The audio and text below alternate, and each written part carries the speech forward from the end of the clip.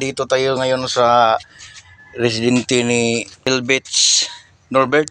Ang ginagawa natin dito mga idol ngayon ay itong kanyang dalawang generator mga idol. Bali, yung unang niyang generator dito mga idol, itong diesel.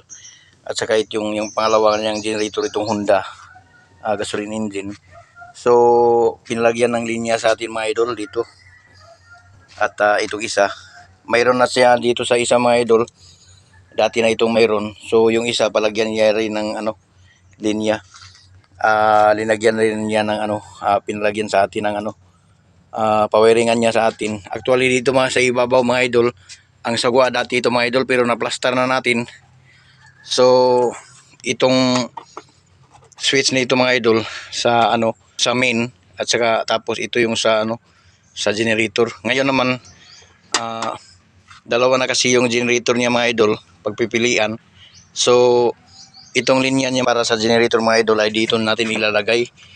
Tapos dito natin ipapasok yung kanyang dalawang generator para makapamili siya kung saan generator ang kanyang gagamitin, itong generator 1 or itong generator 2. So lagyan muna natin ng linya ito mga idol. So tatanggalin muna natin ito kay butasan natin ito.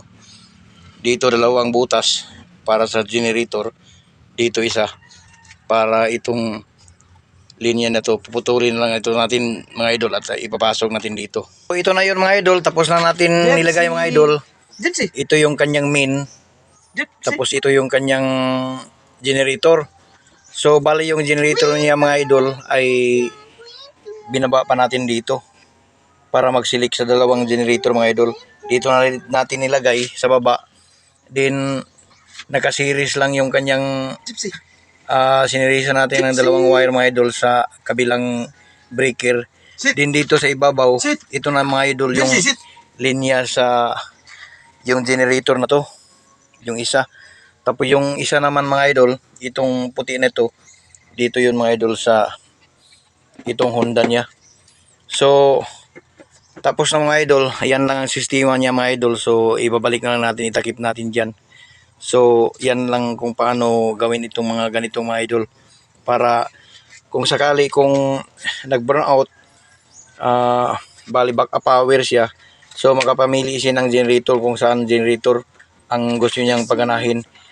Lagyan natin ito ng generator 1 tapos generator 2. Sa kunyari ito yung gagamitin niya.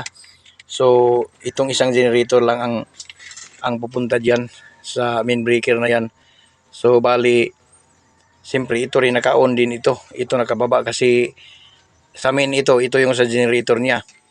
So bali pag gumagamit ka ng generator, siyempre nakataas ito nakababa kasi burnout nakataas to.